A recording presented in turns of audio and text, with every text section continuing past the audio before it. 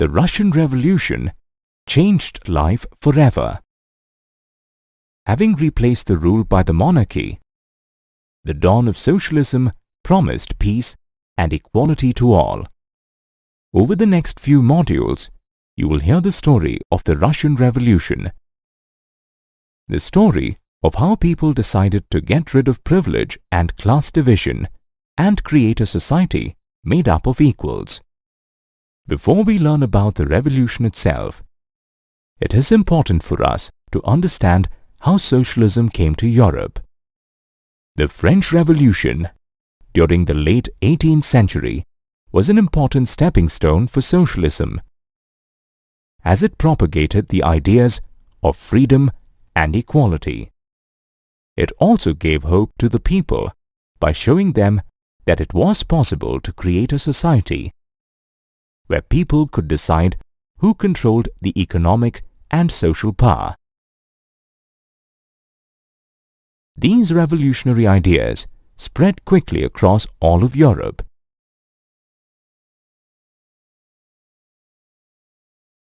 Even in India, eminent people like Raja Ram Mohan Roy and Desrosiers discussed the importance of the French Revolution. However, people across the world were divided on the degree of change that needed to be made to society. On a broad scale, these people could be divided into three distinct groups: liberals, radicals, and conservatives. Liberals dreamt of a nation where all religions could be considered equal. They were against giving absolute powers to the monarchy. Instead, they wanted an elected parliamentary government. But on the other hand, they believed that not everyone had the right to vote. Only property owners could be allowed to vote. They did not support the suffragette movements either. Suffragette movements campaigned to give women the right to vote.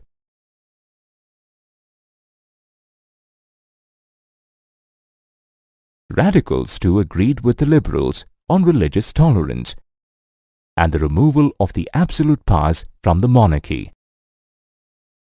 They, however, believed that all people had a right to vote irrespective of whether they were property owners or not. They also supported the right for women to vote. The third group of people, the conservatives, were opposed to change altogether. In time, they realized that some change was inevitable. But they still felt that it needed to be a gradual process. As you can see, the views differed greatly between these three groups. While these debates were going on, change was happening on the economic front too. The Industrial Revolution had started in Britain, and it slowly spread across Europe. It saw the replacement of manual labor with machines, resulting in goods being manufactured at a much faster rate. The Industrial Revolution saw the formation of new cities, development of industrial regions, and the expansion of the railways. As a result, more people went to work in factories. However, the working conditions were quite pitiable. Long work hours coupled with low wages demoralized the workers. Sometimes, the low demand for goods resulted in unemployment too. All this left the workers yearning for change. The solution was to stop the feudal system of privileges enjoyed by the aristocracy. Liberals and radicals rallied around the right of individual freedom, the right of the poor to work, and the right of people having money to operate without restraint. Revolutionaries across Europe, be it in France, Italy, Germany, or Russia, all dreamt about change and worked to overthrow the existing monarchies. As you will see in the modules to come, The Russian Revolution too succeeded in enforcing change. The price to pay for it, however, was quite heavy.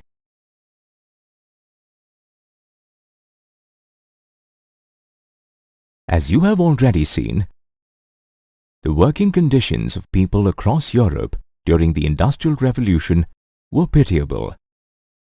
This, coupled with low wages, acted as a perfect platform for the advent of socialism. Socialists felt that the private ownership of property was the root of all social evil. Although they agreed that property owners provided jobs, they also felt that owners were not interested in the welfare of the workers. Considering this, socialism propagated the idea of collective ownership of property. Some of the eminent socialist thinkers were Robert Owen, Louis Blanc, Karl Marx, and Friedrich Engels. Robert Owen believed in the idea of cooperatives and tried to build one in Indiana. Louis Blanc, however, felt that an individual could not build a cooperative community. Instead, he pushed for the governments to encourage cooperatives. Karl Marx stated in his book Das Kapital that workers needed to overthrow capitalism and create a society where property was controlled collectively. Friedrich Engels, too, contributed to these thoughts through his book The Communist Manifesto. Though they had minor differences in their ideas, they all agreed that socialism was the natural way forward. As socialist ideas spread across Europe, the socialists formed the Second International to act as a body to coordinate their efforts. It was not until 1914 that socialists finally managed to form a government in Europe. In 1904, over 110,000 workers in St. Petersburg went on strike, demanding better working conditions and wages. Led by Father Gapon, they marched to the Winter Palace, the home of Tsar Nicholas II. The Tsar ordered the dreaded Cossacks to attack the people. Over 100 were killed and many wounded. This incident, referred to as Bloody Sunday, sparked off the Russian Revolution of 1905. So, what led to the revolt by the people? Russia was in those days an autocracy ruled by Tsar Nicholas II.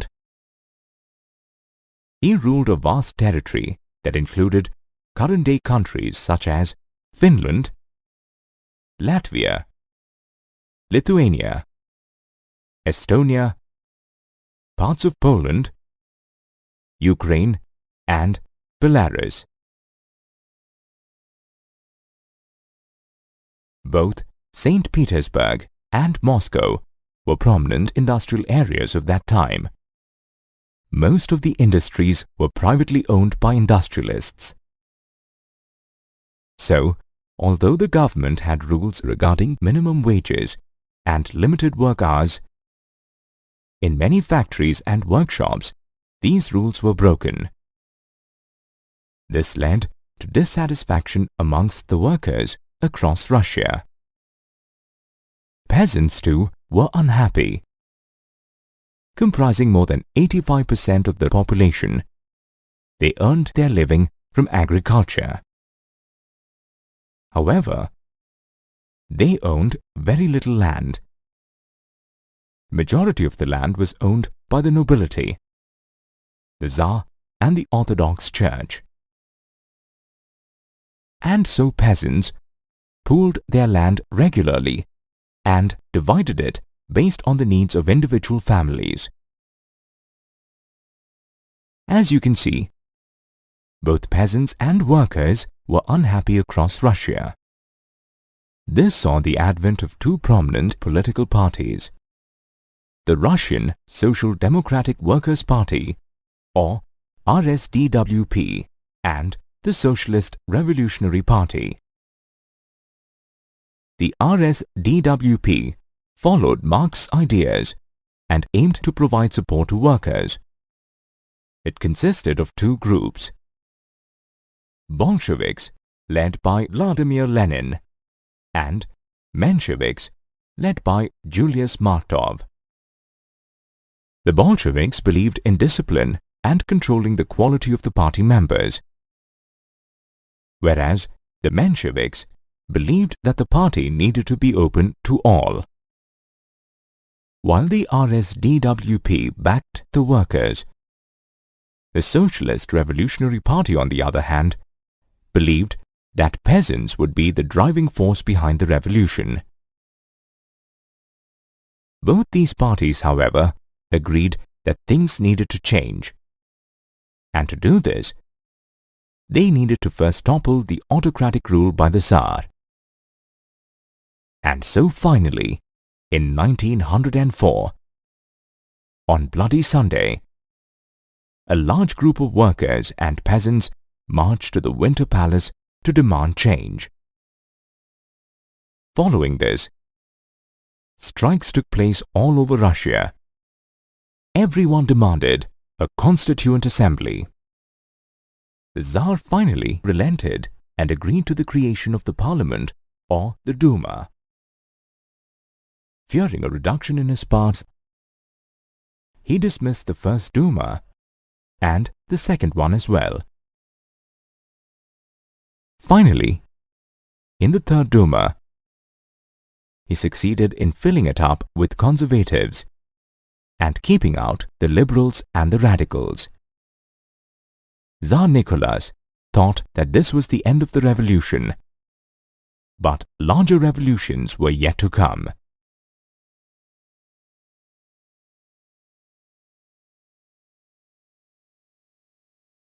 The First World War broke out in 1914.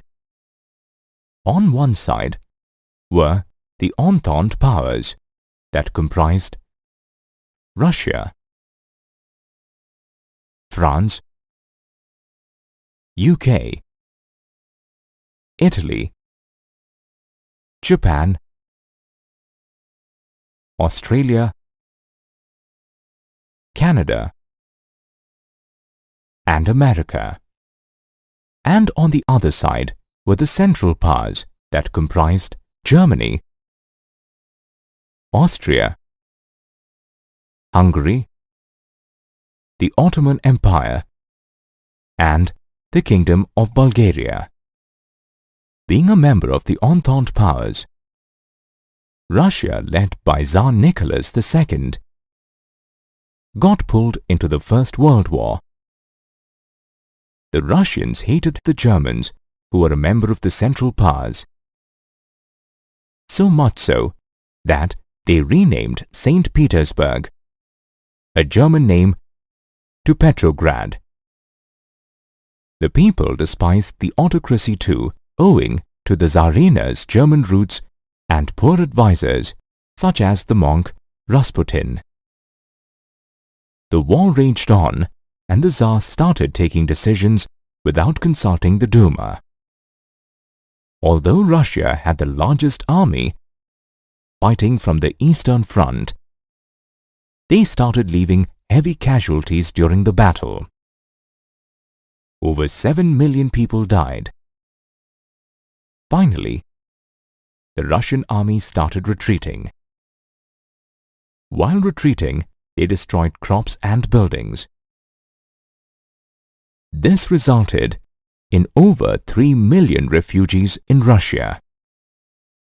The war had a severe impact on the industry as well, as they were cut off from suppliers by Germans who controlled the Baltic Sea. Labor shortages followed, as all the able-bodied men had been called to take part in the war, and this led to the shutting down of workshops. Food was a problem as well. Large supplies of grain were being sent to feed the army, leaving very little for the people back home. And by the winter of 1916, fighting and riots started breaking out at bread shops. The World War crippled Russia, and as expected, the Tsar and the royal family became very unpopular. The First World War was over, and Russia was still trying to recover from its effects. In Petrograd, the situation was sternly serious. Strangely, the river Neva literally seemed to highlight the social and economic divide in the city.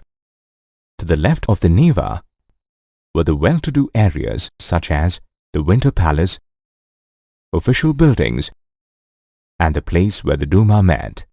To the right of the Neva were the workers' quarters and factories. In February of 1917, workers from around 50 factories on the right bank of Neva called a strike. In many places, the women led the strike.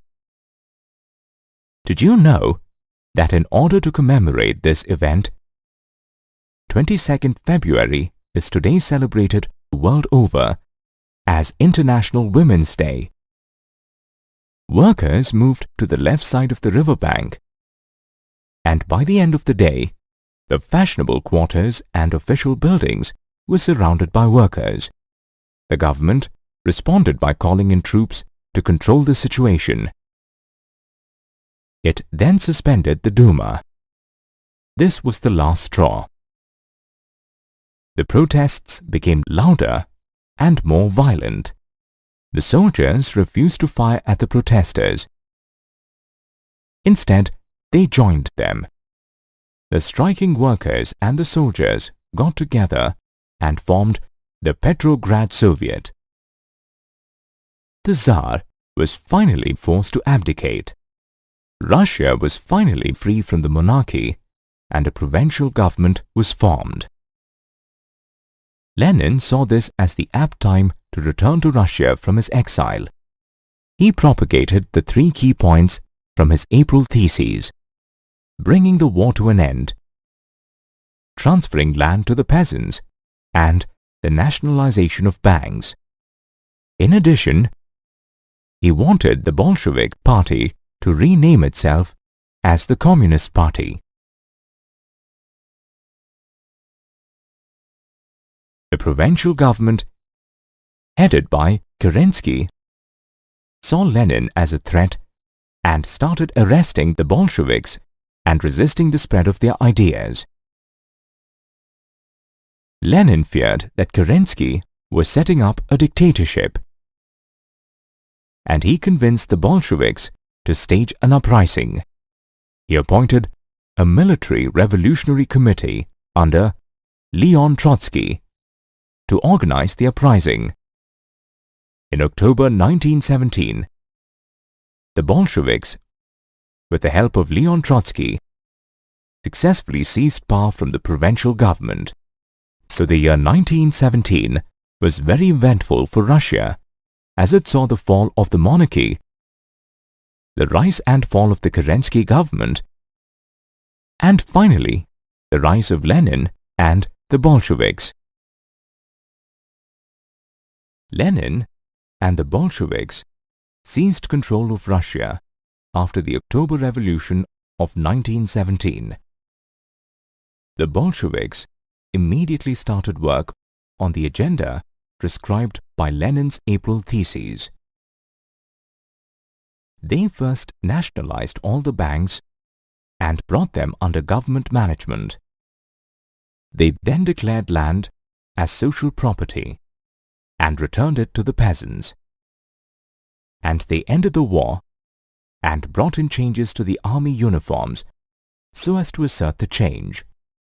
One of the changes was the new Soviet hat called the Budyonovka. To match their new ideals, the Bolshevik Party renamed itself as the Russian Communist Party. The next step was to conduct the elections, where they failed to gain a majority. Lenin disregarded the results, dismissed the assembly, and subsequently began to rule Russia. The Russian Communist Party ruled with an iron hand. They created the secret police called the Cheka to control possible anti-Bolsheviks. All these decisions led to resistance among the people and paved way for the civil war in Russia. The Bolsheviks, referred to as the Reds, had two primary opponents. One was the socialist revolutionists called the Greens.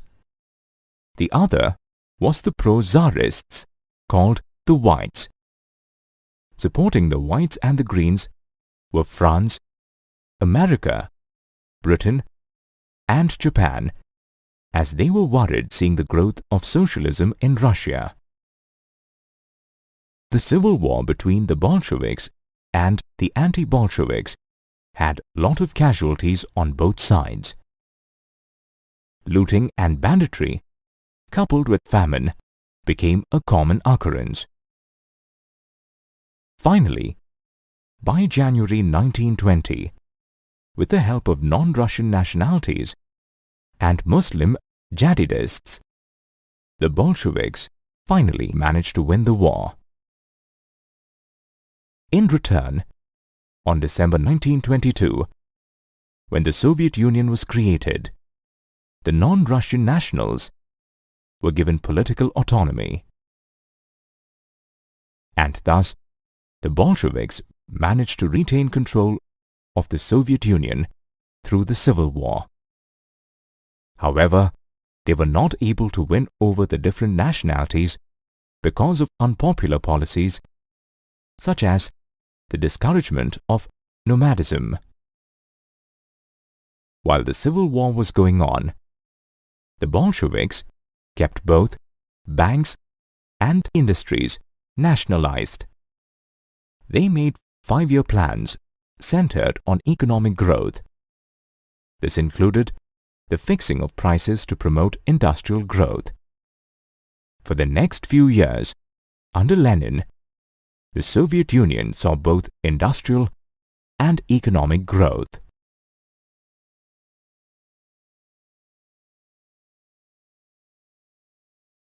The First World War was over, and Russia was still trying to recover from its effects. In Petrograd, the situation was sternly serious. Strangely, the river Neva literally seemed to highlight the social and economic divide in the city. To the left of the Neva were the well-to-do areas such as the Winter Palace, official buildings, and the place where the Duma met. To the right of the Neva were the workers' quarters and factories. In February of 1917, workers from around 50 factories on the right bank of Neva called a strike.